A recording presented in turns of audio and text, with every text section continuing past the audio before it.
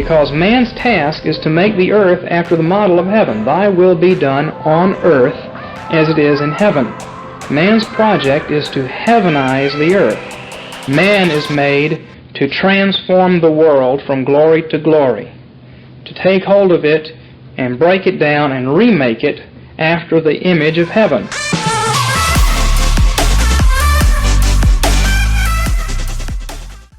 Hey guys, welcome back to the Reformed Reset, part of Take Hold Studios. My name is Grant. Sadly and unfortunately, I do not have the weaker vessel with me at this time, but this is a special episode where we are doing a very wonderful interview. Joined with me again for an interview is my fellow congregant and buddy here in Maine, Jake LaJoy. Say hi, Jake. Hello. And tonight we have the great pleasure of interviewing, and we'll get to know him more in a second, Sam Frost. Hi, Sam. Thanks for joining us. Thank you, and thanks for having me. Thanks for Jake tipping me off here. Yeah. Awesome.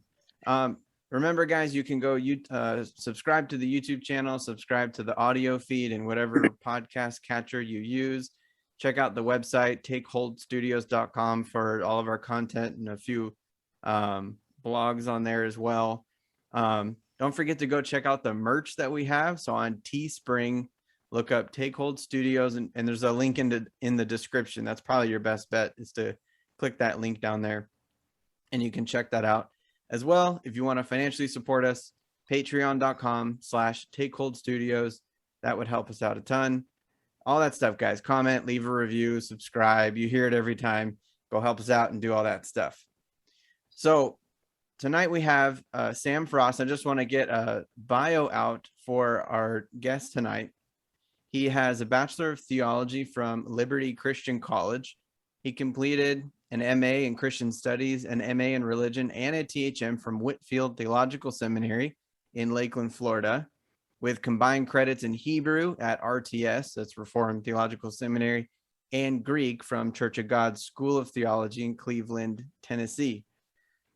He is the author of full preterist works, Misplaced Hope, exegetical essays on the resurrection of the dead, and House Divided with Mike Sullivan, Dave Green, and Ed Hassert. Also edited a student's Hebrew primer for Whitefield Theological Seminary.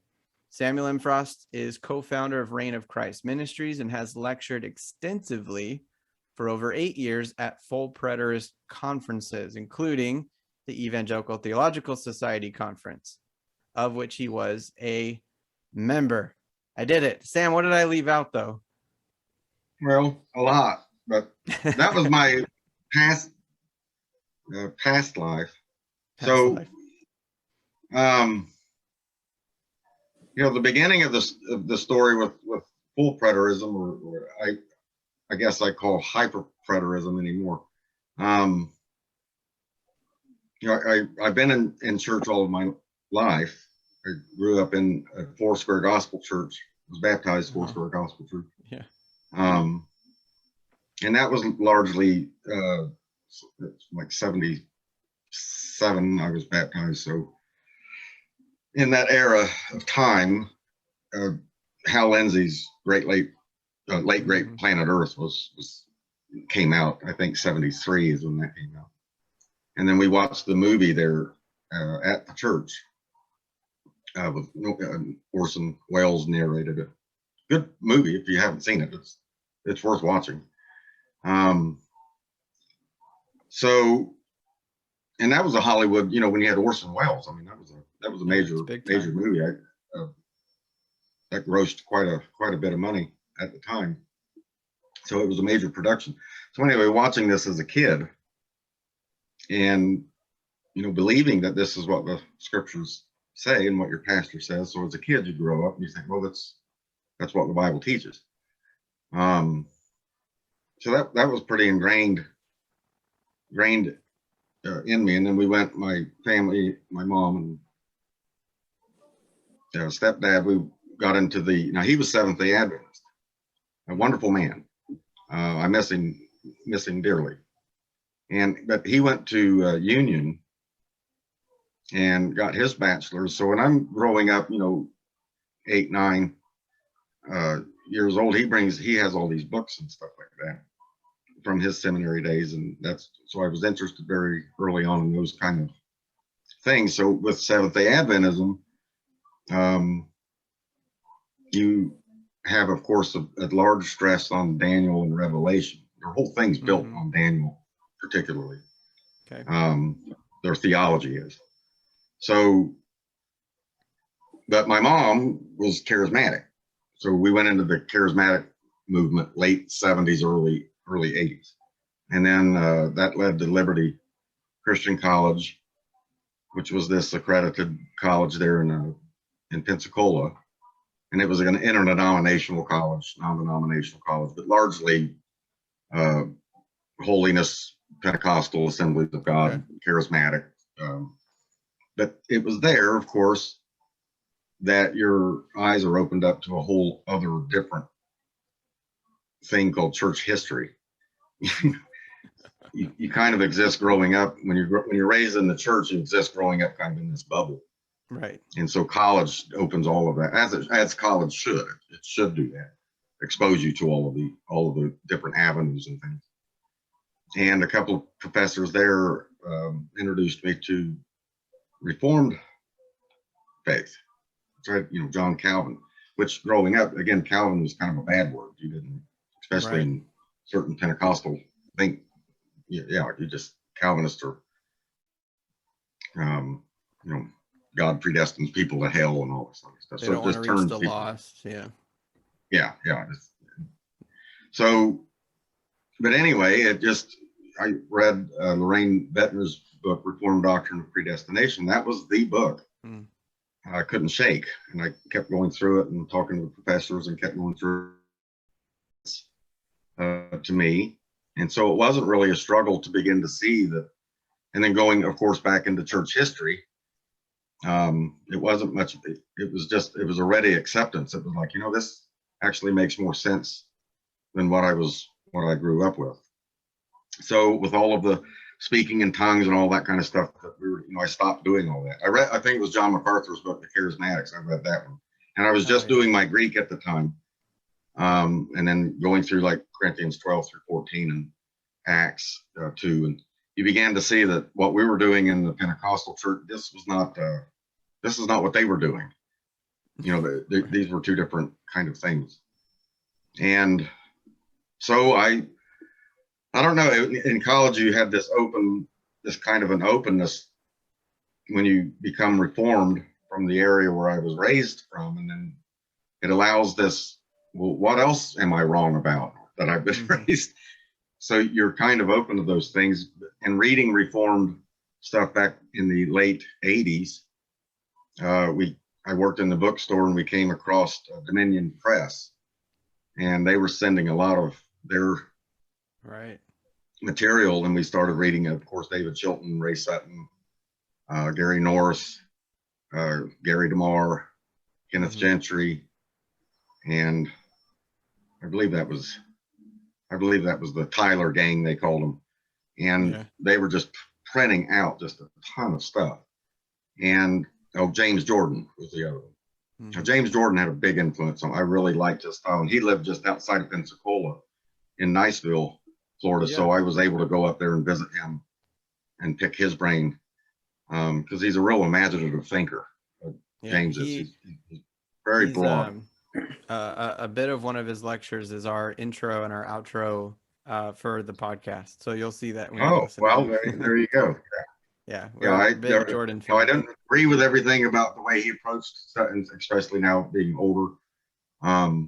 But at the time, I still incorporate a good the way he approaches the text. I like the way he approaches that, because he certainly has like that biblical theology boss stuff going, where this is a cohesive text from beginning to end, and it all makes sense, or at least it should.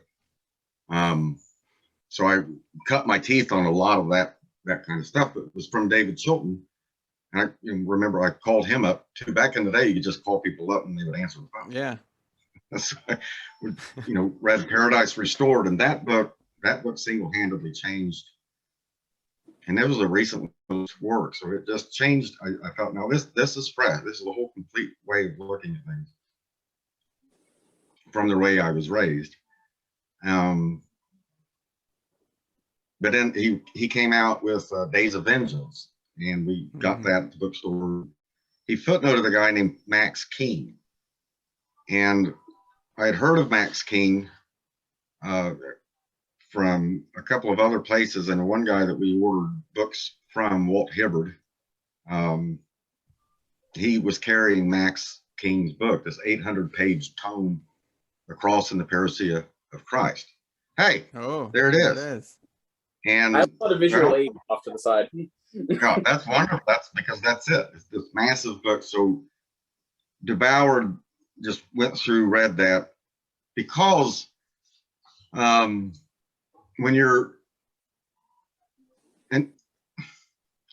raised dispensationalist, it's an all or nothing approach. So dispensationalism has everything in the future, and that in this short span of time of 7 years, in the last 7 years, right, of planet Earth, late great planet Earth. And so all of that language of eschatology is fit into this all or nothing. It's all there or nothing. So you don't have any of this partiality going on. Well, what Max King was doing was taking that window of time, that brief window of time, and putting it back into the first century. And that clicked with me because I was raised dispensationalist. I mean, I was a Schofield carrying Bible kind of. I mean, I really got into the whole charts and Clarence Larkin and all of that fun stuff. I still got a lot of that. Yeah, these big giant charts. So, and Seventh-day Adventism, again, that they do all of that. Yeah. So it just clicked. It's like, well, if Matthew 24 is fulfilled, and so is 1 Corinthians 15, and so is 1 Thessalonians 4, and Romans 8, 19. All these passages stand or fall together. It's an all or nothing approach. So it wasn't that. The only issue I had with Max's view was resurrection. There was two views in full preterism. There's the Ed Stevens's view, which there was an actual rapture that took place in 70 AD, and then Max's view, which they call the corporate body view. So he's building off of this idea, rich theology of corporate body, and he's bringing that into resurrection. He's one of the first. In fact, he's the only one. He's the only one that I've seen that does that. And that just brought me into Max's view. And this is around 1991, 92, somewhere around there. But then, you get married, you have kids, and I started a business, and it began to flourish. And, your life gets focused in on those things. But it wasn't until 98, actually, your outfit, Moscow Press, put out a book by Jonathan Soraya, The End of All Things. Okay. And I was doing my Hebrew at the time at the campus in Orlando, and I saw that book, and I started reading through it. And he was mentioning all the guys I knew. I knew Don Preston and Max King and Ed Stevens and John Noe. These were all people I was talking with during the 90s and corresponding with. And Max I was corresponding with. I was talking with him, just calling him up on the phone, picking his brain. And so I wrote a response to that. I didn't like what Soraya was saying. So that became the first book, Misplaced Hope. And then R.C. Sproul came out with a book. Oh, there it is. Man, this guy's on the spot. Yeah, product placement, like premiere right there, Jake. I'm here. So Sam, I'll throw another one, R.C. Sproul's Last Days According to Jesus, because that book, that book, that was the one that I was like, oh man, he's mentioning Max King. Here's the great R.C. Sproul, who I've been listening to since he came out with Holiness of God way back when, and always loved R.C. First time I heard Holiness of God, they first came out, because you have to keep in mind in the 80s, late 80s, everything's cassette tapes still. So yep, right. My mom and I had just boxes of cassette tapes from everybody, and she got a hold of this from R.C. Sproul. Never heard of him, and listened to it, and I was like, man, this guy he's, wow. I mean, Great it just makes teacher. you want to worship God after listening. Oh, yeah. You want to break out into a hymn or something. And so I always liked RC and what he was doing. But then he came out with that book and he mentioned Max King. This is little old Church of Christ Max King up in Warren, Ohio. And I thought, man, full preterism might start getting on the map here. And so I wrote Misplaced Hope in response to Soraya, and I met Max at the conference in Orlando. It was RC's conference on eschatology, and Gentry and Keith Matheson, and in Orlando. It was a big Baptist church. There was a big, huge turnout, and that's where I first personally met Max. And then I met Ed Stevens and all of them. They were all there. Everyone was there. And so meeting them, I told Tim King, it was Max's son, I said, I've got a manuscript here in response. And they took it and published it. And the next thing I know, 2001, 2002, the next thing I know, I'm being asked to speak at all of these full preterist conferences. It just snowballed from there. And so from around 2003, I was asked to start a church over in St. Petersburg. There was a group of folks starting there, and of course we couldn't join any denominations because we're heretics, right? We can't. Right. Yeah. We can't. Nobody would have us, so we have to be independent. But we drew the bylaws up and registered in Tallahassee and did all of our things, and we were one of the few full preterist churches going, and I was still basing it on a Presbyterian.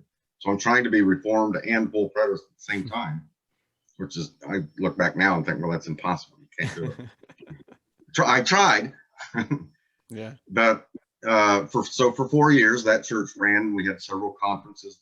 Don Preston debated James Jordan. We put that one together, and we put together with Mark Hitchcock and Thomas Ice debated Don Preston and Kelly Burks, the late Kelly Burks. So we had a big run there. And then around 2008, somewhere around there, things really started fragmenting in the full preterist world, just really falling apart. There was all kinds of factionalism, and we're a small group. We're not a very big, presence, and we're already infighting. I mean, bad infighting. And of course that happens everywhere. So you keep moving along, but we were also pushing the envelope because I had my, theology foundation. And so of course I'm going to approach that from a systematic point of view. And I was finding resistance to that. I thought, well, if this is true, it has to be able to be systematized into a worldview. Yeah. You can't answer the basic fundamental question, like what now? What are we doing now? Everything's fulfilled, so what are we doing now? And there really wasn't any answers to those questions. And I'll stop there if you have questions. But if everything was fulfilled, this is the big problem right now with the full preterists. If you ask, what are we supposed to do now? With all the evil that's in the world, this is it? I mean, this is as good as it gets. This is it. To which they would say yes. I didn't like that answer. Yeah. That didn't sit well, did it, huh? So one thing that I would appreciate if you could do, because I just dawned on me that maybe there's people who listen to our stuff and haven't really heard of full preterist or hyper preterist. Maybe they've heard of the term preterist. They probably know post mill because we talk about post mill quite a bit on our channel here. Okay. But for those who maybe just have never heard of preterism, partial or full or hyper or regular, however you want to term it, could you give a brief just definition of what that eschatological position is? Yeah. It's an old, Latin grammar term for past tense, praeter. So it just means past, and it got attached somewhere around the 18th century to this view that took most of the prophecies of the Old and New Testament as having been fulfilled in and around the era of 70 AD in the Jewish wars. And I wouldn't say most prophecy, but a good deal of it. And then some were using Revelation and saying, most of Revelation was centered in around 70 AD. And so that started kind of cropping up around, and then it never, and keep in mind, I mean, I read a lot. I'm like a week kind of guy. I'm a book nerd. Awesome. It's an addiction. My wife gets on me a lot, but she's used to it now, so she just. I think we're all the same boat here. I can't help it. So the term preterism was what was used. That just, for instance, Calvin is called a preterist in his interpretation of Daniel, Daniel 9. He sees that as 70 AD in Titus and all of that. And so they called him, preterist. So that's kind of where that term historically, but it never meant everything was fulfilled. Everything exhaustively was fulfilled in 70 AD. You don't really see that until maybe around the turn of the 20th century, some of the very late 19th century. There's a couple of writers, but even there, they're not exhaustively full preterists. They still held out. For example, like Milton Terry still held out 1,000 years and then an eventual end. J. Stuart Russell does the same thing. He has like 95% is fulfilled, but then there's still this left out kind of thing. So, and his view didn't catch on a whole lot. And it kind of died down a bit with the wars, World War I, World War II, these kinds of things. And then of course with Israel, these other amillennial, postmillennial, these kind of things went kind of into the background. And dispensationalism really really just because it made sense. And we have to be able to account for that too. That's probably another show. But so preterism is just that. It's you believe that like Matthew 24, a good part of that is fulfilled in 70 AD, but not all of it. So all of it with Max King, he took literally nothing is not fulfilled in 70 AD. Everything is fulfilled. All prophecy is fulfilled in 70 AD. So what do? You ask, well, what the resurrection of the dead? That's going to be the big one. Right. And he spins that into this corporate body that the old man in Adam, the individuals that make up the members of the old man under a covenant perspective are made alive in Christ, in his body, the one new man. And that's resurrection. It has nothing to do with biological flesh. It has nothing to do with this. It has nothing to do with making this world transformed. It's all covenant language, covenant standing. So, for example, his view of justification is being declared righteous, then you are standing before God righteous. So you had a pre-standing, which is a standing before God as dead, and now you have a standing before God, a re-standing, an anastasis, a resurrection before God as one justified, and that's resurrection. And so they take those soteriological motif, and they take that into resurrection, which is Gnosticism. Yes, that popped into my head just for lack now, of a better word. That's all it is. The disregard for God's redemptive purposes touching the physical realm at all. Yeah. Now, does that? So those are the differences. Big differences. Yeah, and then you prefer the term hyper preterist. Is that right? Because we can keep using the same term if we want to. And there was a book. I used to get these newsletters. I think Mark Rushton is doing them now, but Roussos was a lot. Chalcedon Report. So I'd get these every month. Yeah. I don't know if it was Jim West or Ken Gentry that came up. I think it was Gentry that came up with the term hyperpreterism, and he wrote an article in the Chalcedon Report, and that term just stuck. Yeah. There have been other terms. I think Sariah tried to use pantelism, all is ended or all is fulfilled. Yeah. But hyper-preterism just stuck. And the full preterists just absolutely hate that phrase. They hate that. And so I keep using it. Because it's hyper-preterism. It's not preterism, it's hyper-preterism. Right.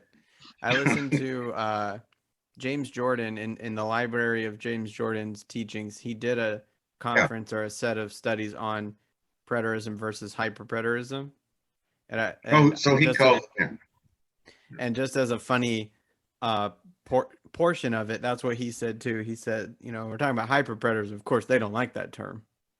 No. And he said the same thing you just did, where those who hold it don't like that. They don't want to be called the hyper ones.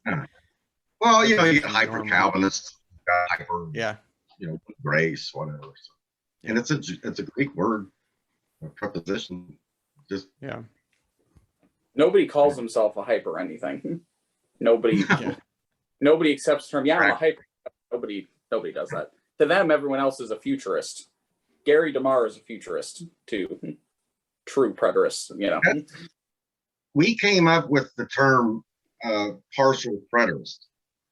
It was in our circle because we were wanting to take the term preterism. This was a huge inner debate with Don Preston, Ed Stevens, and all of us at these conferences. So us, you know, leaders would get together and, hey, we got to take this term preterism. It's our term. We're the preterists. You can't have a partial preterism anymore. You can have partial pregnancy as a joke that we would use. So partial preterism to us was like a slur, you know, using that phrase. Now I look at it and say preterists like Gamara or Jordan or these others, that's what they are. They're preterists. That's the historic meaning of the term. Mm-hmm. It doesn't ever mean full preterism, but we were trying to get preterism to mean full preterism so that because we didn't like the term full preterism either. We just wanted preterism. And then you guys are all futurists. And that's the divide. That was it. That was what, just make it simple. And now at the time too, I was saying, you know, preterism is a historic term. We don't want to redefine, you know, that's just what it means. And we're full preterists. Or come up with a different name. So Don Preston came up with covenant eschatology. Yeah. Okay. And then Max King, Tim King came up with transmillennialism. Oh. It's transgenderism. It fits the era. Trans. Yeah, that's a good. So they came up with that because they wanted to get away from this word preterism and full preterism. So Don likes to use covenant eschatology. Sounds better. You know. Anyway. Those are the differences. So what? So if I'm understanding you correctly, your dispensational upbringing, like you said, was kind of a all or nothing. And so then when you were introduced to this preterism, in your mind, it was just kind of an all or nothing again. And so that was an easy once you started to open up to Reformed theology, that was an easy swallow, just all of it. But then what? So Sproul and you know, Chilton, we're gonna do the terms thing this whole time. They would not be the hyper preterists though, right? No, Sproul wasn't. He actually he condemns King pretty strong explicitly in the book. So what took you that far? I guess you could call him a partial preterist, was RC's position. Yeah. He doesn't go, that book that he wrote, he doesn't go into a tremendous amount of detail on every single thing, but he just he like resurrection of the dead. We as Westminster Confession, go back to the Apostles' Creed, very clear, right? Yeah, that Roman Catholic, Greek Orthodox, Protestant, Reformation, all believe in bodily resurrection of this self-same body. This body will be reassimilated and reunited with its spirit. And that's the consensus of church history. There have been aberrations here and there, but they died out. This idea of bodily resurrection has been challenged, but it always dies out and loses in that. And that's the main thing we challenge as full preterists. That is the main thing. You can go through and time tag and the near and some standing here, this generation, you can go through all of that. Even back in church history, you could pull out a couple of references to 70 AD and just, that's not new. That's been going on for centuries. Mm-hmm.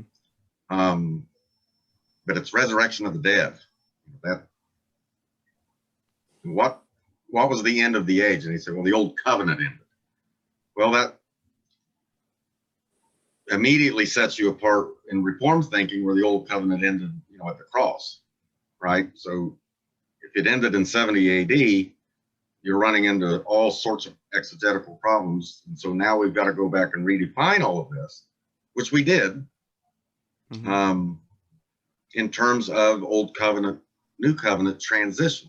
So Max's book that Jake showed there, what does it say? There are two dimensions of one age changing eschaton. Yep.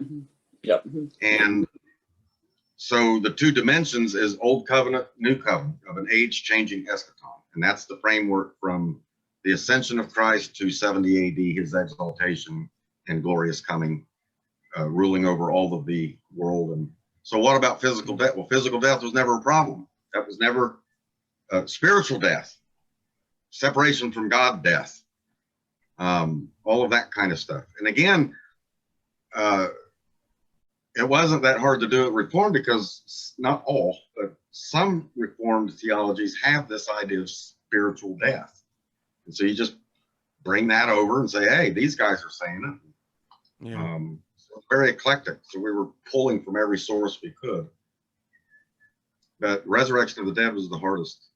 It still is. That's the touch. That's the weak spot of the entire movement. Always will be. So especially with Reform people. Yeah. So if I were to go into, so the reason why I was interested in hearing all this, and then hopefully we'll get into, how you started to come out of your hyper preterist, full preterist, whatever, convictions to where you are today, is because I've just noticed from people my age, I'm 35, that there are a lot of those whose worlds are being shaken, and it's just kind of like what you said. You're introduced and exposed to a bigger world, and it causes you to look into stuff. And I've just seen people easily drop their eschatology, not only because, how many blood moon books can you write? How many predictions of the second coming can you write without eventually my generation going, come on, guys, like Mark Hitchcock and the whole Joel Rosenberg, and it's on and on and on. I know. So I think I think they're getting smart to it, right? Very nice guy. Nice. I'm sure, yeah. I think they're getting smart to it, and so now they're going into, okay, well, where do I land? What is the historical position? What makes sense? And there are some popular people now who are post-millennial, so like Doug Wilson, or someone who's kind of causing a stir in the culture of Christianity.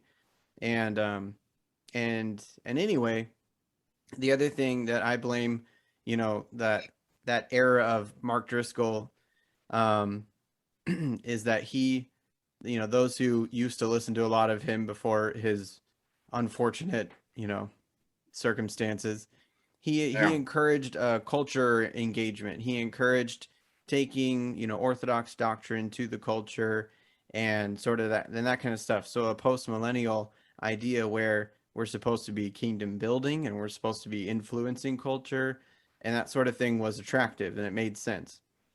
So as I got into it, and I was convinced of, Matthew 24 is, like you've been saying, 95% fulfilled. Revelation, mostly fulfilled, probably up till 19th, 20th chapter or something. And some, they all have a different view on those last few chapters. And then I wanted to hear from you, like what's going to help people stop where they need to stop and not go all the way to hyper preterism and take it all in. and start to lose some of those basics like physical death as a result of sin and resurrection of the body in the end and stuff like that. So, well, I mean, being out of it now since 2010, and then I wrote Gary DeMar, American Vision. They published Why I Left Full Preterism. Joel McDermott had a hand in that, and there it is. nice. He's on the spot. I love it, Jeremy. Good job. I'll pay And you that later. book gave out, went out of its first run, and then it was on Kindle there for a while, and then Gentry is, I think it's Good Hope, Good Hope, Victorious Hope. He wanted to pick it up, and so I gave it to him and said, yeah. And we, it's sold quite a bit, and it's helped a lot of people. A lot of people have come out of full preterism, and we have, there's a couple of Facebook pages that we have that are engaged with Don Preston. He comes on there, so we, we're constantly going back and forth. One of them is ran by William Vincent. Now, Vincent is Orthodox. Okay. But wonderful brother. But he called it full preterism, a thing of the past. And so he has this sinking ship on there, and it's a tongue thing of the past. Nice. And let me say something about Facebook. I've been on Facebook.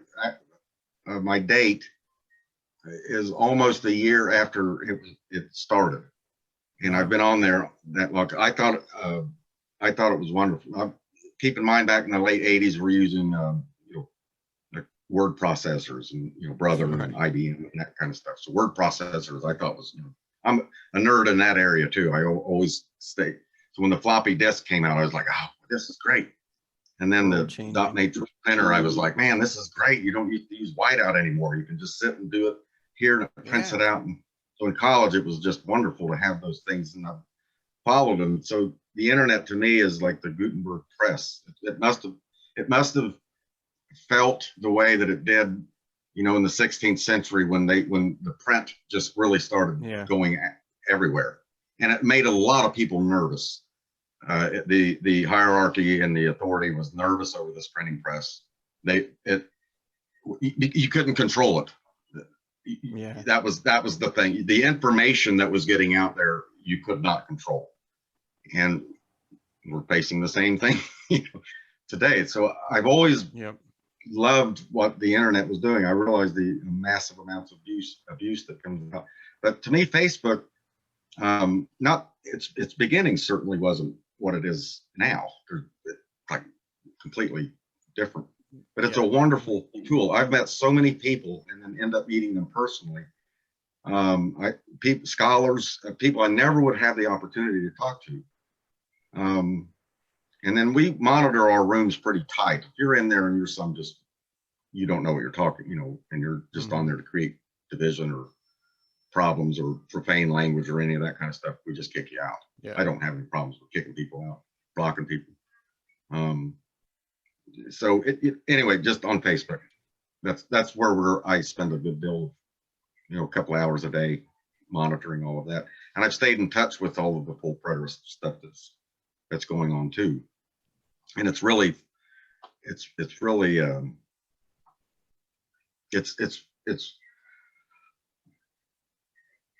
continues to break apart, because now you have this view called Israel only, and this view Israel only is full preterism on crack.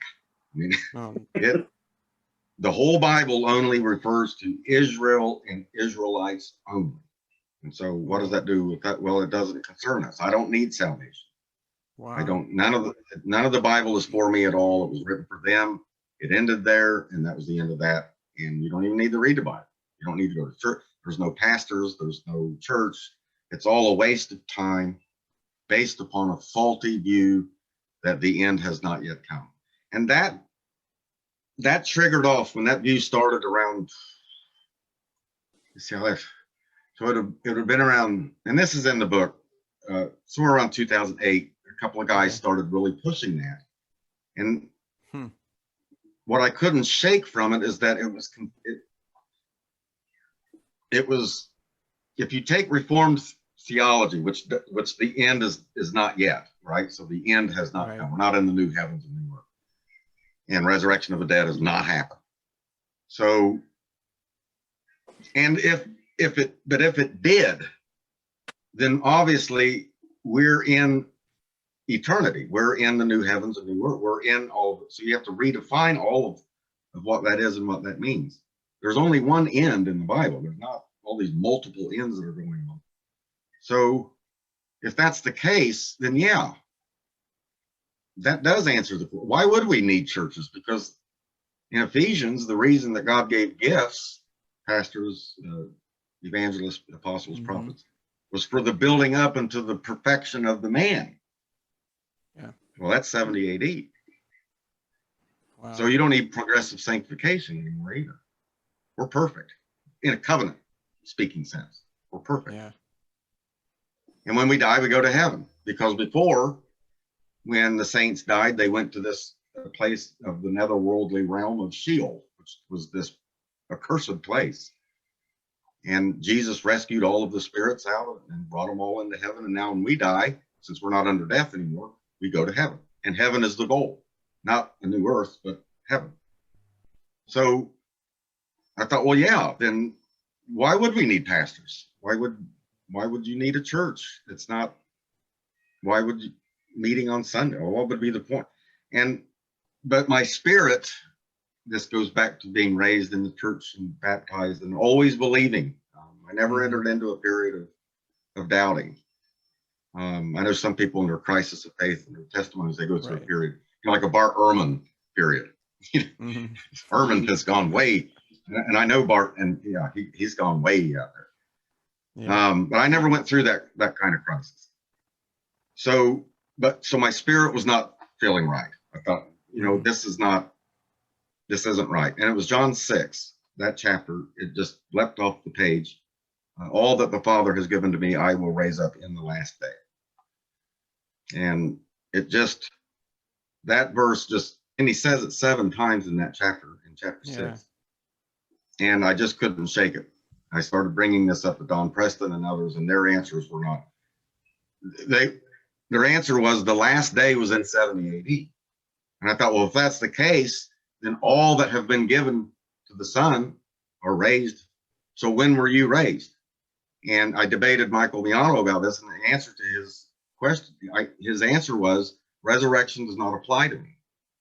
And I thought, well, see, now, I was like, this can't be right, because at least in Max's view, you could still apply that redemptive resurrection, you could still do that. But now it had shifted to where resurrection no longer applies. That was just for them back then. And what's interesting about Max King is the book that Jake showed, he's nowhere near that view anymore. His son, Doug King, and Living Presence Ministries, they're off doing Ken Wilber's stuff. I don't know if you're familiar with Ken Wilber, but Ken Wilber's into this eclectic, it's almost like Baha'ism, bringing in of this spiritual unity, universality of mankind. So they became universalists. Max King is a universalist. I was just about to ask, because death to universalism. And I was convinced of that when I knew Max was doing it. I was like, well, if death has been swallowed up in victory, the canopy that covers over all the nations, and that has been removed, and that's covenant death.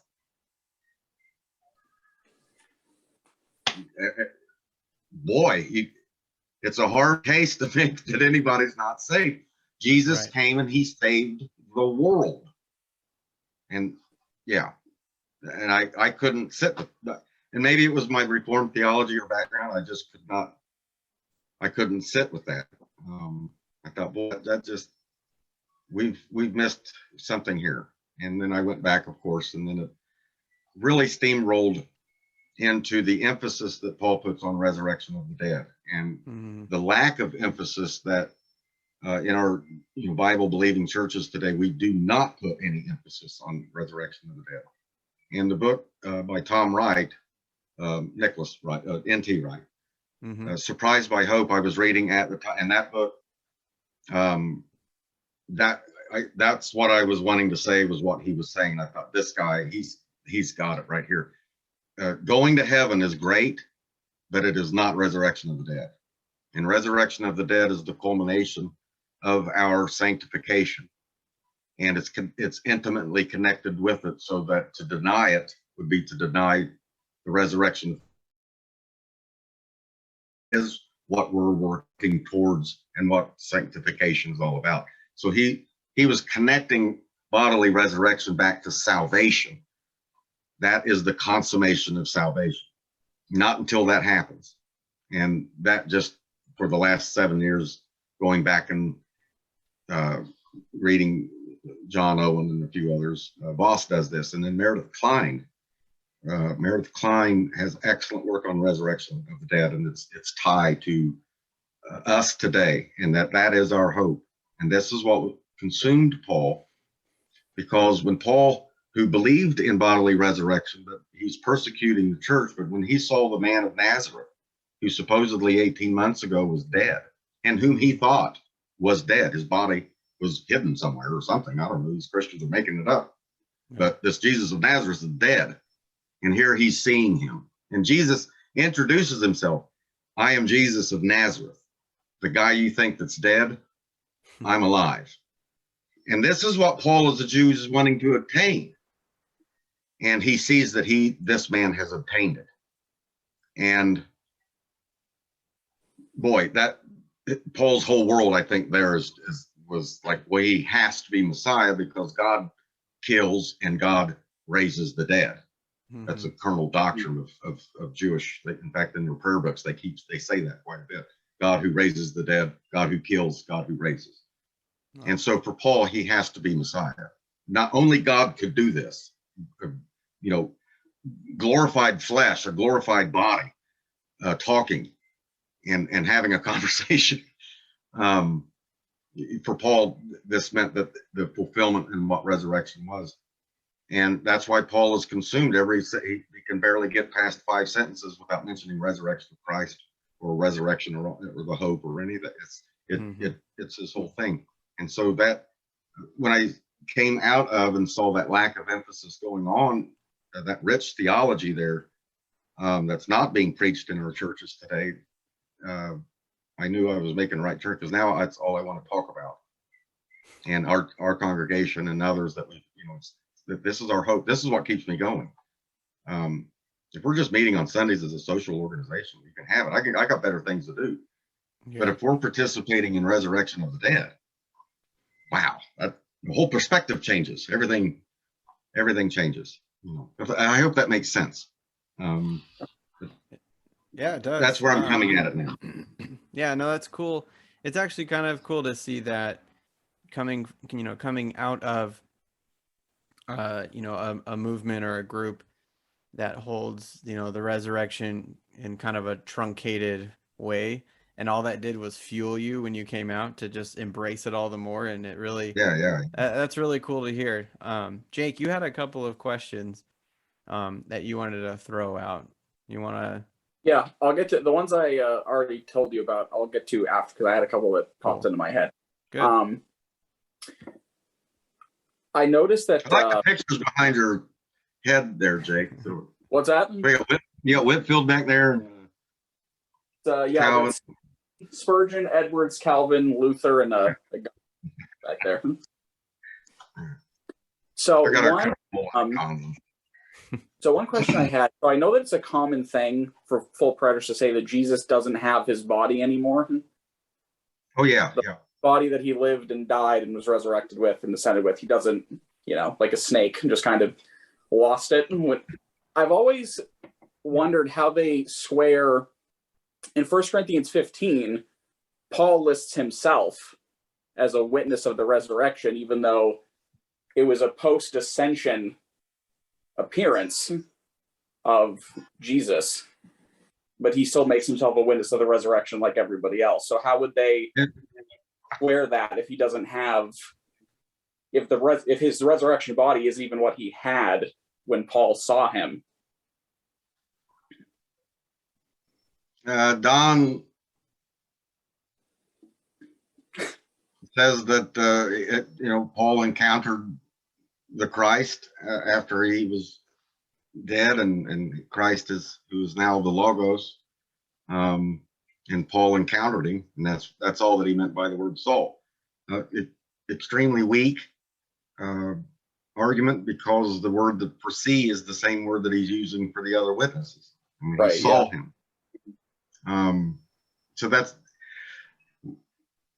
when I began to bring these issues, and now even more so bring that just little things like that.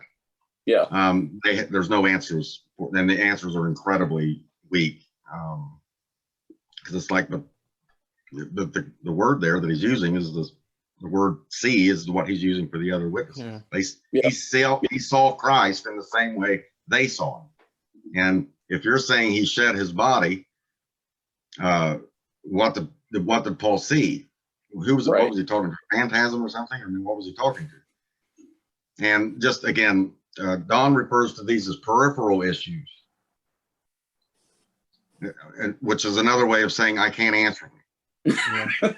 So I brought up the issue. I said, okay, you believe that Jesus shed his body, and now Don has this kind of thing where the Logos of God, the second person of the Trinity, the eternal, the uncreated, the Son of God, was the spirit that was in flesh. And so there's almost, I pressed him on Vigil, vigil.blog. That's my blog, and I have a series of articles there where I was pressing Don and saying to him, if Jesus is no longer in body, and so man is not defined by body or soul, he's just solely defined by spirit. That's the essence and person and all the rest of it. Then you believe that the term son of man just means human being. It's really Daniel's called a son of man. Ezekiel's called a son of man. It just means human being. And it says the Son of Man on the clouds of heaven. That you don't believe he's man anymore. So, but the Son of Man on the clouds of heaven was 70 AD. That's what appears, right? Is Son of Man on the clouds of heaven 70. Right. It doesn't say the Logos on the clouds of heaven. It's the Son of Man. It's the human being from Nazareth, which you did not. And he just he wants to revert back to the time text. He'll want to go back to. So it's almost. I've actually encountered a couple of other, Larry Siegel and a few others that realize those problems there, and they will say we don't have all of those answers yet. We don't have all of those answers yet, but we do know the time of the second coming and resurrection, and that's 70 AD. So they're insistent on that, and so they're still working out these other things. And I'm there saying, as a theologian, I'm saying there's nothing to work out here. It doesn't work. You can't make it happen unless you go the route of Max King, which he did.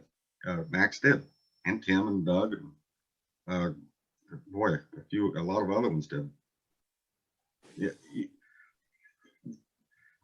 You have to stop operating in the normal traditional church mode, which Don Preston still wants to operate under the umbrella of evangelical.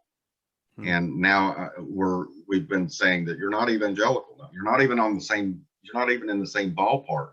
You've redefined key fundamental terms of sanctification and justification and soteriology. And now you're into Christology. Christ is no longer a human being anymore. So this view is like gangrene. It's spreading in all these other doctrines, and it's not. So we're not only wrong about the timing of the second coming, we're wrong about resurrection. We're wrong about sanctification. We're wrong about. So the church for 1900 years has been wrong. You see what I'm saying? But they're Church of Christ, so they don't care. Right. But I'm not Church of Christ. I do care. That's what we say about dispensationalists, right?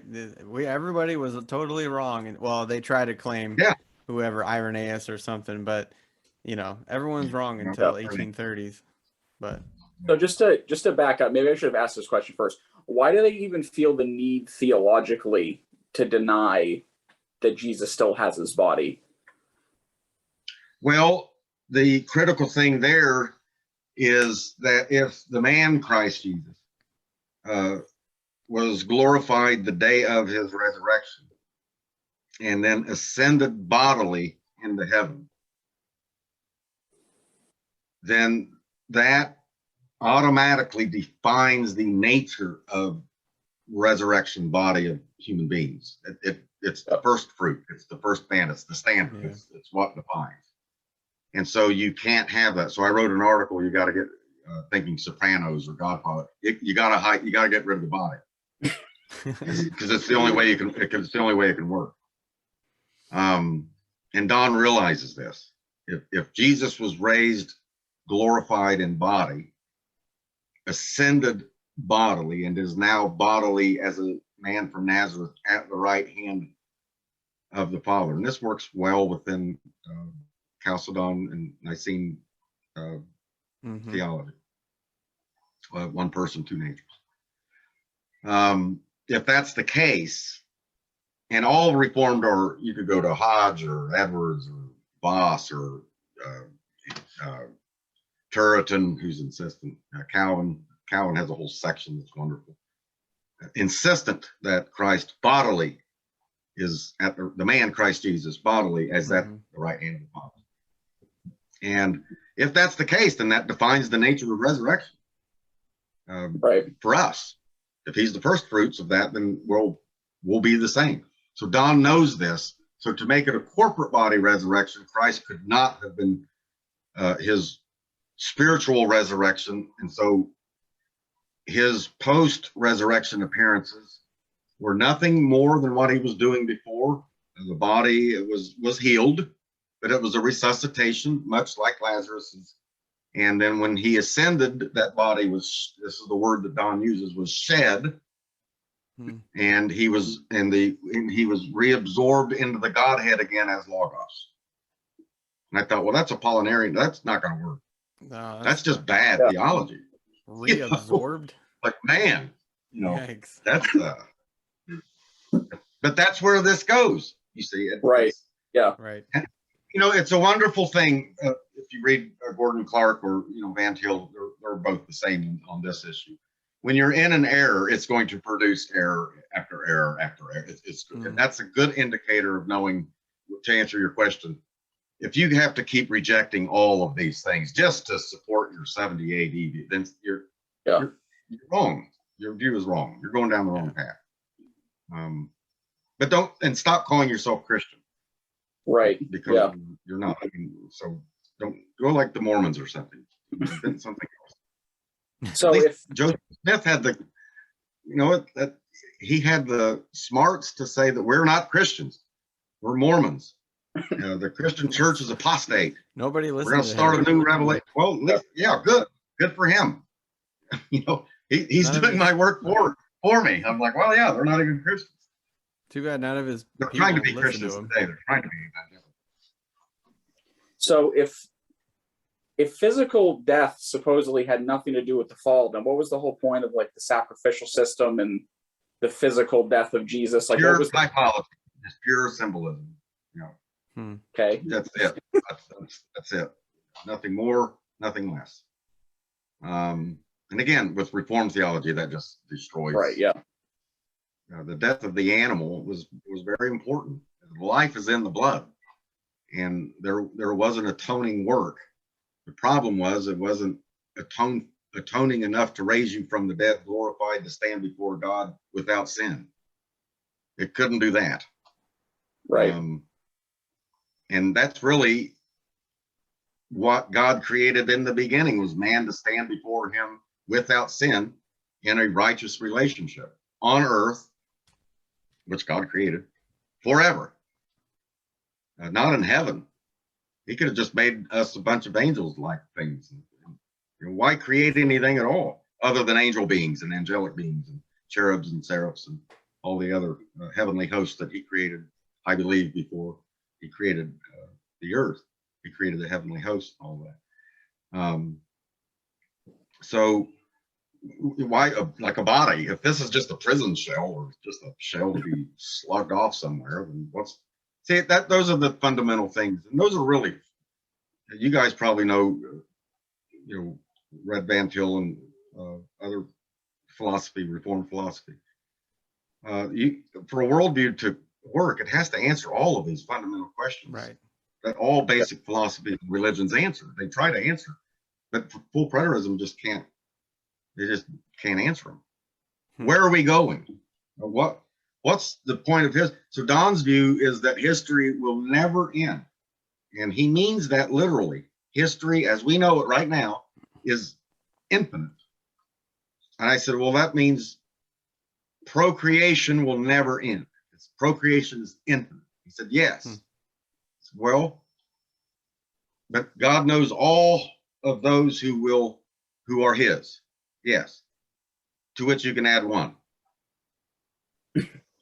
That's infinite. Right. Mm-hmm. And he said, well, it's a paradox. We just don't understand all. I said, that's not a paradox, it's a contradiction. See, that's what drew me out of it was these types of things. I read like Gordon Clark, everything Clark has ever done. Carl F.H. Henry, Cornelius Van Til, Plantinga. Mm-hmm. I like philosophy is my other thing. And I knew if what made reformed thinking as successful as it was is because it was a worldview. It was answering, especially Institute. It was answering all of the basic fundamental questions. Do you have a view on economics? Yeah, I have a biblical view on economics. Right. What about the penal system, like prisons, and does the Bible have an answer for prisons? And yeah, it certainly does. You may not like it, but it does. What about immigration? Yeah, the Bible has an answer for immigration.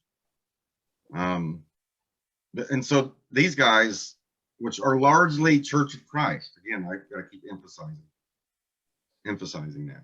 Most of the full preterists out there are Church of Christ. Dave Green, I wrote what? Yeah, let me see if he has this one. House Divided. Oh my goodness! I got it. Come clean though. This is. Man, this is amazing. So unfortunately, this isn't the one that. That's the second. Yeah, because they canceled me on the. Yeah, you got airbrushed out of this one, but I did. Yeah. Oh, no. I wrote. Yeah, that was a big project, and we were the only reformed people. We were a minority, so Dave Green, Ed Hastert, and Mike Sullivan trying to operate under the sovereign grace. And that was 2009, and they signed me on there. Mike Sullivan reluctantly, but Dave Green and I were long friends. We went all the way back to Orlando. And why reluctantly? So I wrote one chapter. Interrupting real quick. Why reluctantly? Just real quick. Oh, well, Sullivan's, I might saying this public, he's a bit of a basket case. And we always thought that when I was a full preterist, I always thought that, and I even more so today. For example, Mike Sullivan, after he confronted David Chilton, they both live out there in California, confronted David Chilton about his, he needs to go the whole way of full preterism. And then a couple of months later, David Chilton died. And Mike takes credit for that. And he said the same thing to me. Wow. Since I have left the truth, God will be visiting me. I said, well, good. I hope he does, because I'm in love with it. It'd be great. Wow. That kind of stuff. Okay. Very valid. But anyway, 2009, 2010, I was starting to make this shift out. Mm-hmm. And so Mike had all of these books printed up in his garage, cases of these things, and I'm leaving. And so he's been bitter ever, like I was a traitor or something like that. So I go where my conscience tells me to go. Mm-hmm. Look, I was one of the main teachers. Like I said, you introduced 25 conferences all across the United States with Don Preston, mainly with Don. And Don he still does publish my book, Evangelical Essays, which you've got right there. And that's J. Don Press. Yep, that's the second edition. There was a first edition, and then there was a second edition. Don took that one, still publishes it. And I use that actually for my own advantage when people say, Sam, you don't know what you're talking about full preterism. I said, well, Yeah. I wrote the book on it. That's my book.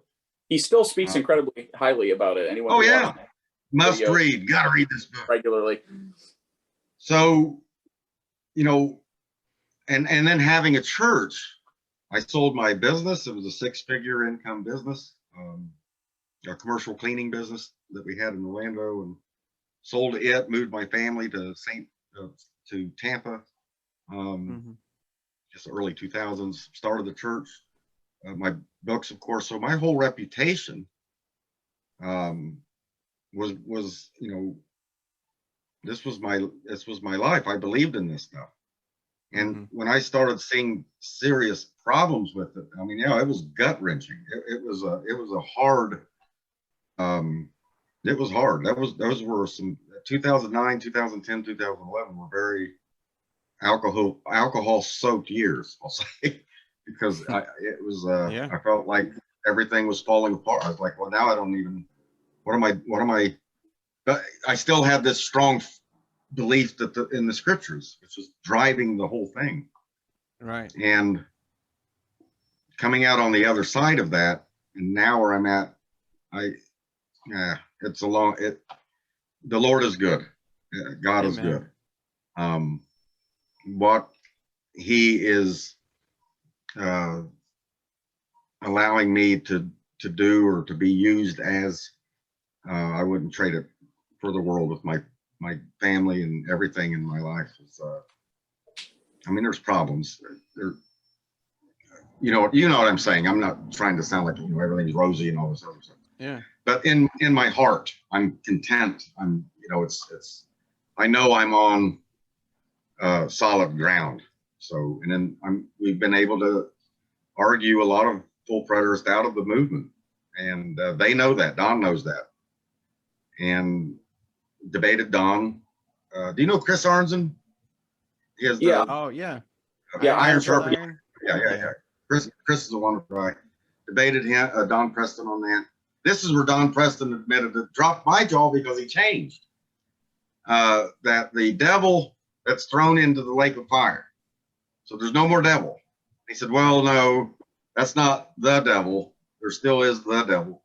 But what that was Judaism. That was Old Testament Judaism thrown into the lake of fire. I'm like, okay, well, all right. You could have heard making it a up. pin drop. It was like, wow, Don, you've and the beast is not Rome. The beast is, who do you think it is? It's Israel. It's, yeah, it's the Sanhedrin and the zealots. Who's the beast. Harlot? Who's the harlot? That's the Sanhedrin in Jerusalem too. Everything is Jerusalem. Everything is subjugating. Everything. And so it was just like, no, this isn't working. This doesn't work. So but anyway, yeah. So one of the questions I did have prepared already when I was reading through House Divided a few weeks ago, and I was hoping you could elaborate more because you obviously know the theology behind it better than we do. It almost seems like it replaces like the death and resurrection of Jesus and even like soteriology. Like that's like the focus of everything. It's almost, we're all living in this, Sheolic grim existence until the temple is destroyed. And there was like, we're all just wasting our time if you don't think the second coming has happened already. Yeah. No, that's it. You got it. But Dave Green is operating under Max King's view in The Cross and the Parousia of Christ. But we were operating in that view. Now, even though Max, flew the coop, I think Max, his new is it's a commentary on Romans 9 through 11. Romans, and it's out. Romans Unleashed or Romans Unveiled or something. I don't have that one. I'm out of props. Yeah. So. But there he's the Max King of 1989 and the Max King of 2021 is not, they're not the same. Is he still alive? Yeah, he's very old. He's no longer active writing. That's it. He's done writing. I don't believe he does any more public speaking. I think he's probably like 89, 90 or somewhere. So Doug King Tim King is strangely amiss. I don't know. I've not been in contact with him for many years. But Doug King is now running what is called Living Presence Ministries. And they're very much involved in this hybrid eclectic spiritualism of this. It's unfortunate. One spirit. It's like a Hegelianism almost. This one spirit of God is raising the collective consciousness of mankind. We're good. Oh, wow. Yeah, we my wife and I Include Joe typically Biden. my wife and I typically host the podcast, Sam, and we did one just kind of chatting about New Age and occult and how that's kind of the very popular trend of those leaving the faith, is that they just get into some form of occult, New Age, Christ consciousness, all that kind of stuff. Integral theology is what they're called. Ken Wilber has a book out called Integral Theology. That's where they're at. That's where Max King and all those Interesting. Guys are at. If you ever get a chance to read that, it's just an eclecticism. It's just drawing from. It's Gnosticism. That's the only word for it. It's old Gnosticism and new skin. For sure, yeah. Sam, what would your words of caution or advice be for someone who is finally waking up to the nonsense of the dispensationalism that they grew up in or were taught, and then now they're looking into postmillennialism? They're looking at this kind of, it might all be fulfilled. I guess as they're delving into this study, what would you say to that person? And that could be recommendations, advice, whatever. I mean, I obviously reading the Sutton and Chilton and Barry North and all those guys, I was post-millennial, very strong, and Rushdoony, and I love all this. I love the stuff that Gary DeMar's doing. All of that is you can't, post Constantine, we were not in the same area as where Paul, who's saying resist not the authorities, and now we're the authority. So it put us in a, and you have to see that as the hand of providence. God put us in a place where now we're the authority. We're making laws. We're the ones that are. And so I have that view, and I adopt to it. I think Christianity ought to preach like the prophets preached, and the prophets were hanging out in the courts. They were hanging out in the Capitol Hill. They were hanging out. That's where they were with the kings, and that's their message was directed about economics and how their dross is and interest, and these are all curses. These are not good things. When you start seeing your borders being flooded, and I love immigration, so don't read me as anti-immigration. Immigration the proper way. But when you start seeing your borders flooded with strangers, foreigners, like Isaiah 1, he says that your borders are flooded with. That's a dilution that's going on. That's a loss of identity. As Israel was losing it was becoming absorbed into being like everybody else. It was losing its, and those are judgment signs. Those are things of judgment. And Christians should point all of that kind of stuff out using biblical law. I don't know whether law you would use. So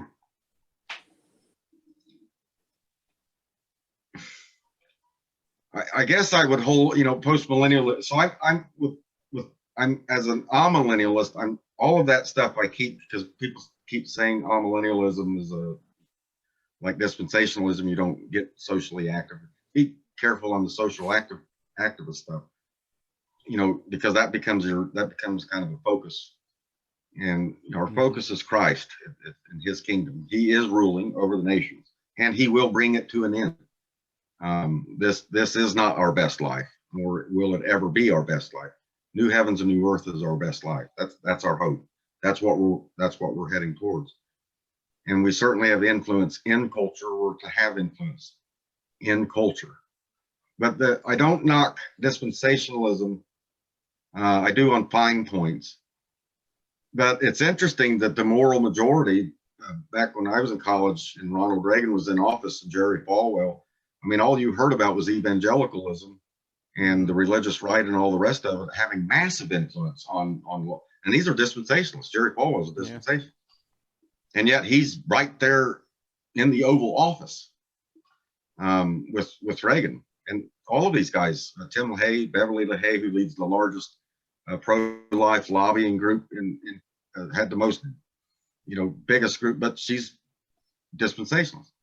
So I began to see that just because you have a view of the end, it doesn't mean that you're not involved. These guys are obviously involved. That's the problem with John Hagee. He's what the left call the religious right.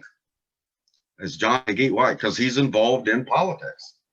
They all are. All these guys are, because they've got big money. But they have this. I kind of looked at it like my dad, may he rest in peace. My sister and I did a hospice with them during his last 2 weeks.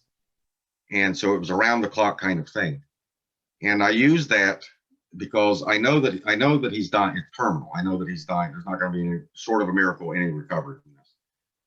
And does that mean that I don't comfort him? I don't make his life as comfortable, that I don't impact, that I don't change the sheets, that I don't, I'm polishing brass on a sinking ship. And so that's where that changed for me, is that I am to polish brass, but the ship is sinking. The world is passing away.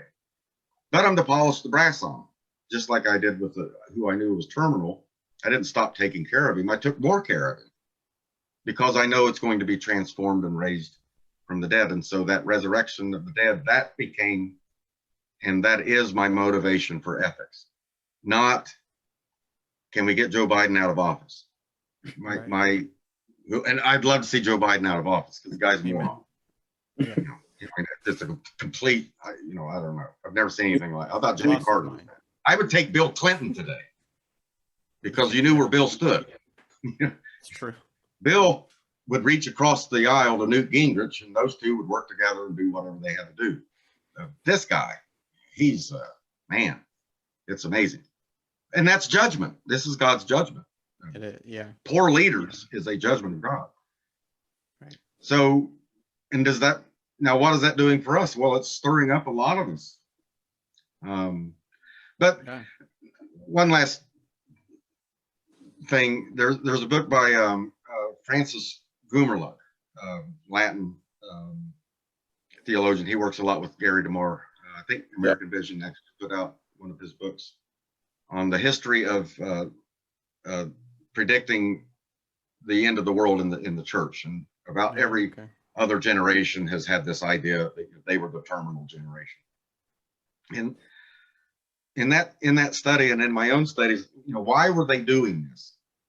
Well, they're doing it because there's a pattern going on about where and the book of Judges is great, because it shows this revival, and it's great, and we're having great, we've got a wonderful judge, and then it goes back down again, and then it's the end of the world, and then, well, not yet, and then it comes back up, and there's another revival, and then it's bad, and we're being invaded, and our economy's bad, and everything's bad, and it's the end of the world.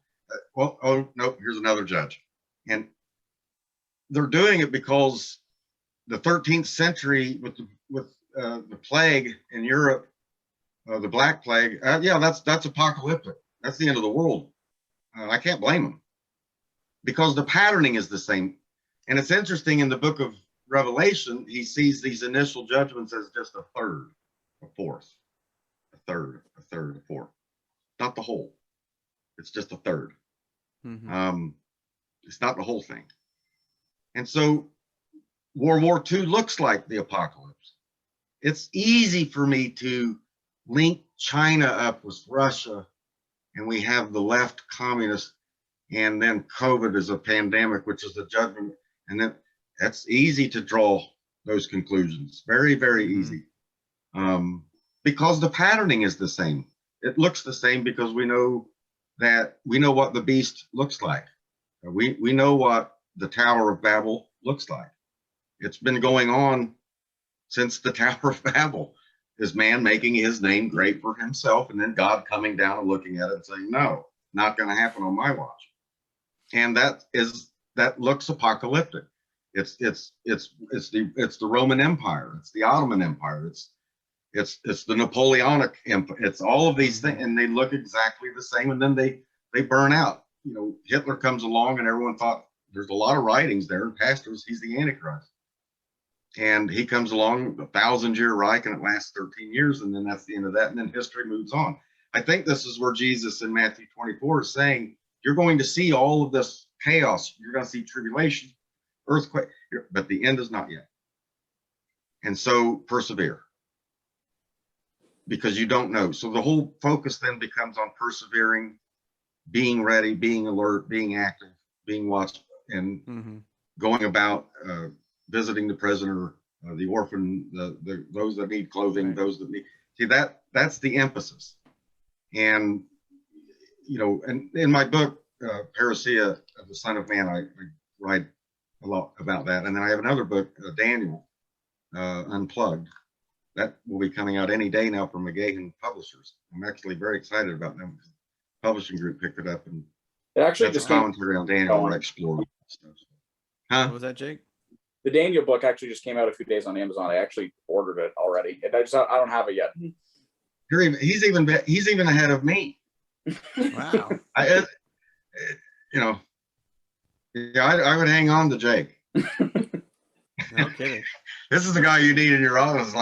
He's like radar on MASH. He's already got the, you know, well, I know I've already got him right here. Yeah, I have the Parousia, the Son of Man. I couldn't find that anywhere. But No, I'll send you a thing to it. Oh, cool. I might revamp that and do something else with it. And that one actually sold pretty good. I don't want to get, and again, I love post-millennial. I love what Gary DeMar and these guys.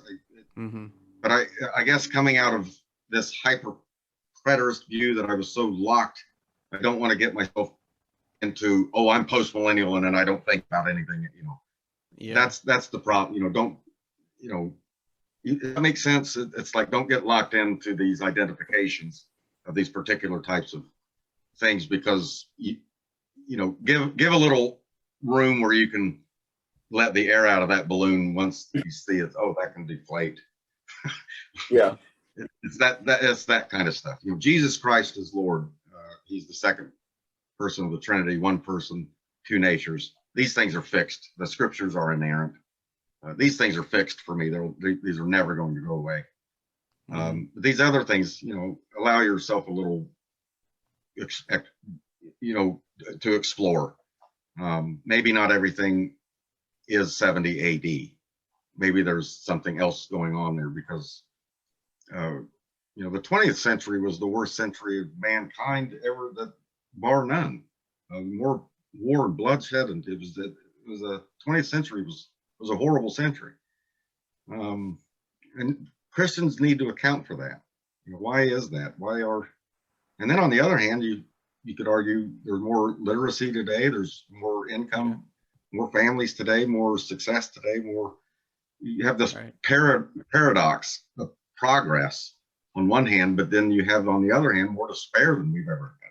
You know, so it's like, well, wait a minute. More people are reading and are literate, but yet more people are searching for answers and trying to find some sort of thing. You know, I think we've seen this before. This Tower of Babel scattering of the nations, and everybody's divided. And, you know, the internet's not helping, even though I love the internet, but everyone's an expert now. True.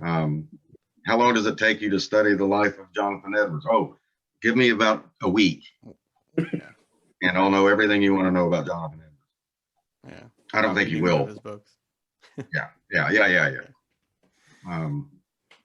Anyway, I hope that's been of some help.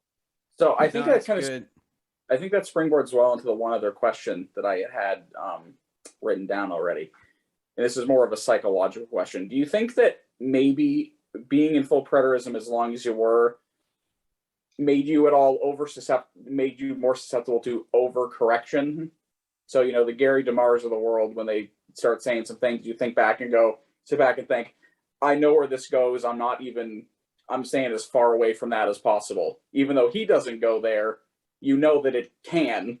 So it's more of a, throwing the baby out with, running the risk of throwing the baby out with the bathwater because, you don't want to touch it with a 10-foot pole. I don't know that even though American Vision, they still sell the Kindle version of Why I Left Full Preterism. Gary has been, he knows that me and Jason Bradfield and a few others have been kind of coming after some of the statements of post-millennial thinking. Part of the reason why I got into full preterism was because of the books that I was reading, that everything 98% was fulfilled in 70 AD. So it wasn't that hard. For example, if 2 Peter 3 is 70 AD, you've just given the full preterist the entire, that's it. Kenneth Gentry won't go there, because if you surrender that one, that's it. That's all we need. And I remember the day reading where John Owen, John Brown, yeah, they all took 2 Peter. Yeah, and John Lightfoot, they were all following John Lightfoot was the first one. And then Owen and Brown followed, basically followed, and then Terry, they all followed Lightfoot. So Lightfoot was the main guy in his Talmudic studies that he was doing. He was one of the first to bring Talmudic studies into exegesis too. And you had Alfred Edersheim and a lot of other Emil Schur. But Lightfoot's view was not, it was largely condemned, and it had a trajectory ending with Owen and Brown, and then that was it. You never see it. There's a revival of it with, I think, Peter Lightheart and a few others that were and Chilton, DeMar, those that were bringing back up Lightfoot and saying, hey, here's this guy that was saying this back in the 17th century. This guy was saying this. But to me, 2 Peter 3, that boy, it just most of my reading also, I hang out a lot with the liberal academic biblical scholar, that kind of stuff. Probably 70% of my reading, I read these guys, and none of them would ever in a million years, John Collins and Charles Worth would ever nobody at Society of Biblical Literature, nobody would ever see 2 Peter 3, because the language of that is it's identical with this end of the world mentality that we know Second Temple Judaism had. And to get 70 AD, no Jew would have spoken like that about 70 AD.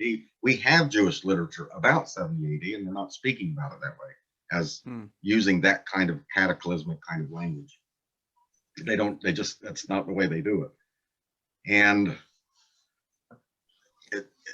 that's another, area. Even though these biblical scholars don't believe 2 Peter chapter 3, nonetheless, they would all in a consensus argue that, Peter's talking about the end of the world there. He's got a typical Jewish Dead Sea Scrolls end of the world going on there. And evil is eradicated. And then there's a new heavens and new earth, period. And Jerusalem in 70 AD just does not fit that bill unless you reduce the language down to just mere symbolism. And that's the problem, that's the problem I have, and Gentry as well. So because if you keep going down that route, DeMar, who's quite friendly with full preterists, he goes to their conferences and speaks. He spoke at conferences when I was a full preterist. DeMar would be there speaking. So he's kind of made these bedfellows with these guys, and he doesn't really overtly come out and condemn them. He does. He says it's heretical, but he won't come out and overtly just straight up condemn them. And that's a problem with me. And I've told Gary this. So that's this stuff is dangerous. I've watched lives destroyed. I've watched families destroyed. I've watched these. We used to plan, Don Preston and I would sit around and used to plan how to infiltrate churches, just to get in and start through maybe a home group or Sunday school teaching. Maybe we can start interjecting 70 AD and start, And I look back on all of that stuff now and I'm like, this is wrong. You know, we're schismatics. That's all we're doing. Right. We're coming into dividing the church. We're the very enemies that Paul said, watch out for these guys. You know, I was one of them. And so I think it needs to be, you know, roundly condemned. I understand the whole 70 AD thing and Matthew 24. And there's a long history there. But crossing the parousia, that goes back through a lot of that. Because I don't think Jesus is reducing everything there to 70 AD. There's a how long, which is in we find that out at the very beginning. The seed of the woman will crush the head of the serpent. And then chapter 4, oh, the Lord has given me this, and that doesn't happen. And then Noah, whose name means rest, and so he's the one that's going to deliver us from the curse of the ground, and it doesn't happen. So it keeps going, you know, on and on. And so we think that, you know, the disciples are asking, are you? And Jesus is affirming, yes, but not at this time. I am going to. Heaven and earth will be destroyed, and there will be a new heavens and new earth. But no man knows that day or the hour. And really, that shouldn't be the focus anyway. The focus is on what are you doing? And then they ask him again, or at this time you're going to restore the kingdom to Israel. And he says, it's not for you to know the times and seasons the Father has set. Go and preach and make disciples and baptize. Okay, but so does that mean like 3 months from now, a year? Go and preach and make disciples and baptize. Okay, so what you're saying is after the 2,300 days, you're going to go and preach, make disciples, and baptize. I think, you know, reading Matthew, I think what Matthew is deliberately doing is destroying this apocalyptic speculation, calculation kind of thing. He's destroying it and keeping the focus on Christ. And what dispensationalism has done is take all of that and focus it back again on setting the calendrical dates and all of the other stuff. But I don't fault dispensationalists for understanding that the times are evil. They're absolutely correct. They are. This is what the end looks like. There's the difference between the postmillennialist who believes that there will be basically 80% conversion of the world or something. And like Lorraine Bettner, his book, The Millennium, has, they call it the golden age postmillennialist, which I think Bettner was one of the last ones of those that believed that literally there would be this more or less Christian governments over 80% of the world functioning, before the return of Christ. I don't have a problem with working towards that because I'm working towards a new heavens and a new earth. So I don't have any issues working towards that. My issue is that is going to definitely happen before, and you get dogmatic on that. Well, that I don't know.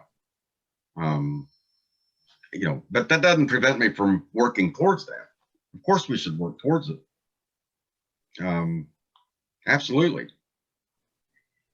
But the end is not yet. So I've actually brought postmillennial mentality into an amillennial. I don't know when the end is structure. I know postmillennialists joke and they say, you know, we love when dispensationalists are inconsistent, right? They're working as if Christ is going to be victorious in culture when their eschatology says he's not. And I remember being that way growing up Calvary Chapel. Yes. I grew up very dispensational, and prophecy conferences were the whole thing. But Calvary Chapel is, you preach the word of God, you know, verse by verse, book by book. And I grew up with a very evangelistic motivation in my faith. But then I held this eschatology, and I never understood the contradiction or anything. And that's because if you're just biblical, like you were saying, like you're encouraging people, you just stick to what are we doing? Are we preaching the word of God? Are we serving the poor, serving the orphan, the widow? Are we, you know, serving the brothers and sisters of our church that we're with? And that's just being biblical. And whatever eschatology fits, you know, whatever, we can debate that, but Yeah. and we all have our opinions, but I draw heavily from Rushdoony and those guys of obedience to the word of God. That's what other answer? You know, I'm not going to give a secular answer to the problem of taxes. I'm going to first go to the Bible, and the Bible talks about taxes or anything really, sexuality, marriage, family. I mean, I'm going to go there first. Yeah. Before I start talking about transgenderism, I'm not going to start with, you know, Michael Foucault or somebody. I'm going to start with the Bible. Where else am I going to start? Yeah. So, you know, that to me is, you know, that's not going anywhere with me. I was that way as a full preterist. I was always still using that presuppositional. It's like, well, that's the way you can only do this. It was just that you can see now, hopefully, after tonight, where you being post-millennial, so you have this worldview where the hyper-preterist doesn't, because there's nothing. It's like, well, what are we? Infinite history. I mean, that means a nothing history. You know, infinity is nothing. That's why the Greeks hated it. In philosophy, they just hated aperos is the Greek word, and they just, because it just rendered everything pointless. Right. If everything is infinite, then it's just pointless. There's no point. If the universe is just this infinite, then we're just a speck. It's pointless. You know? Yeah. What? Yeah, but like what you're saying about the kind of the whole world and life view, and that's kind of the term I've heard from Jordan and Rushdoony, Abraham Kuyper, who they pull from. I'm not sure if you're familiar with Joe Boot. He's got a really good. In fact, a guy at our church that his family just started coming to our church has introduced me to this Joe Boot and this big giant book that he wrote about. I said, "Oh, who's that?" He goes, "Oh, you never read Joe Boot?" I said, "No." Not anyone. Among scholars, I still read, but in the evangelical reformed world, I think R.C. Sproul, and then after him, so like Pastor Tyler grew up with John Piper, so he's in his 30s, and I never, I don't think I might have read 3 pages written by John Piper. Just not my era. Yeah, I'm sure he's good. Everyone says he is. Yeah. I just haven't read a lot of John Piper. I'm like, oh, okay. Yeah, I might get some hate for this, but I don't. I have read maybe two books of Piper, and most people my age in my groups have read all his stuff. Oh yeah, yeah, he's like the what kind of Calvinist are you? I know. Yeah, I know. I read John Piper all day. Well, see, back in the 90s and late 80s, and it was RC. It's like, well, you haven't read RC Sproul, are you crazy? No, yeah, I've read. Of course, you should read RC. Yeah, RC's great. So, yeah, and I guess my era. Like you mentioned, Mark Driscoll and what's going on. I think I know what's going on with. I might know what's going on with Mark Driscoll, but Chang's another one, or Francis Chen. I don't know who they are. I don't know who they are. Yeah, and God bless you. My son, he's honestly. Like, oh, good, you shouldn't any. Exactly. Yeah, but I don't know Mark Driscoll. I don't know who he is.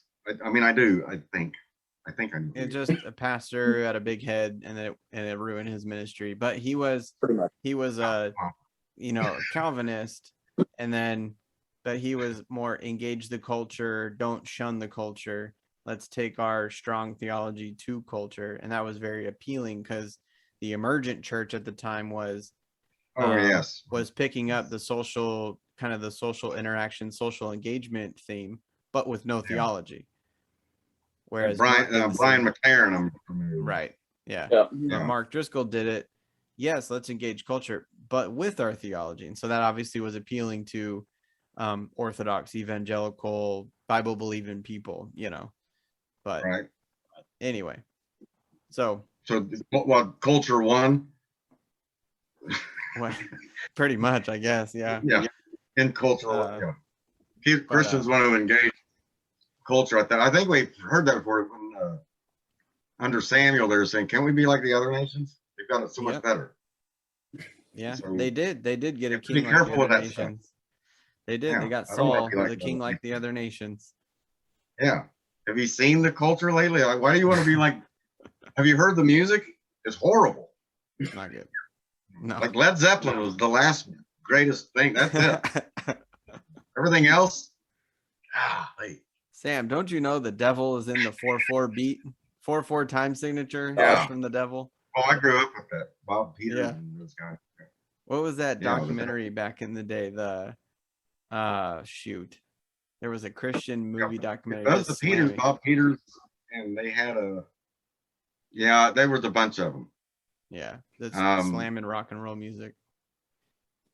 Yeah, and Can't I've played remember. drums all my life. Several clinics and Yeah. met a lot of good, Dave Wackel and Chester Thompson. I mean, I can go down Terry Bozzio. So I think Christians can approach, as long as you understand what you're approaching. For example, the lifestyle, Led Zeppelin. I love the structure of music, Zeppelin and the Police and a lot of other things and what they were doing musically. However, Jimmy Page, was a pedophile. The guy was I wouldn't let him around my family. I wouldn't let the guy in my house. This guy is a pagan to the core. But musical structure is musical structure, and you appreciate structure where it's like logic or anything else. Logic is logic. I don't care where it's at. But at the same time, I condemn Led Zeppelin as a whole and what they were about and what they're singing about. They're horrible, completely anti-God, totally. But the chords are good.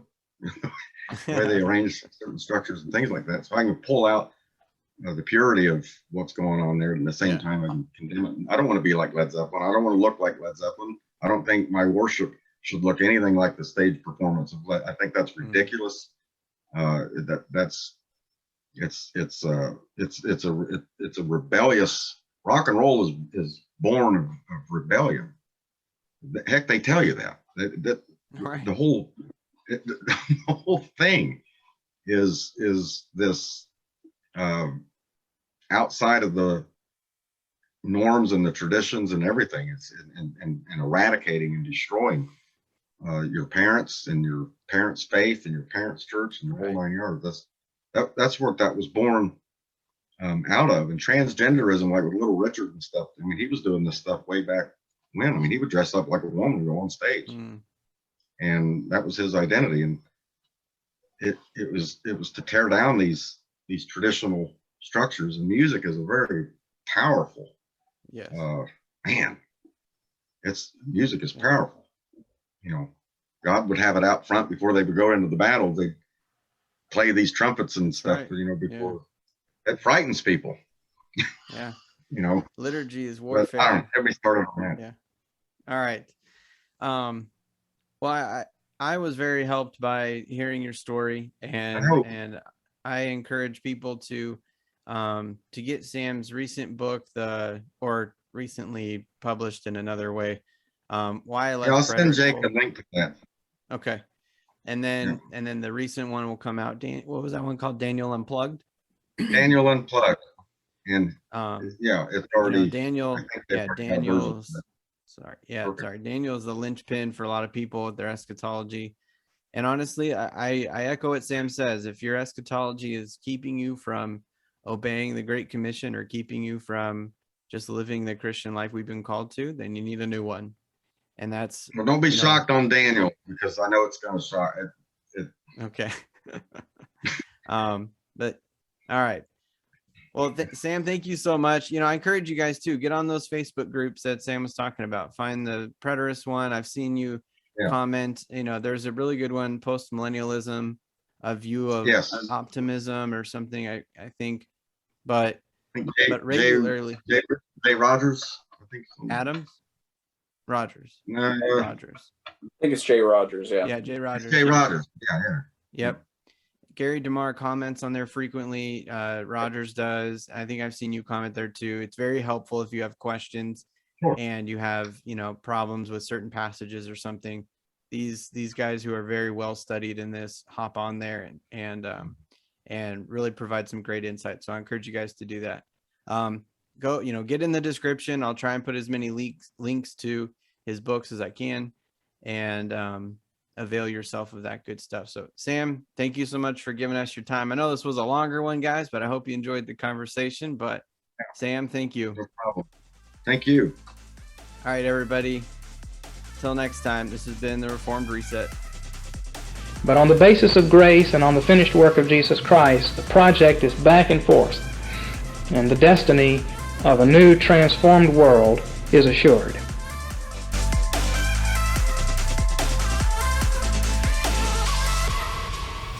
We just put the sourdough in the oven too, so I've got like 40 minutes.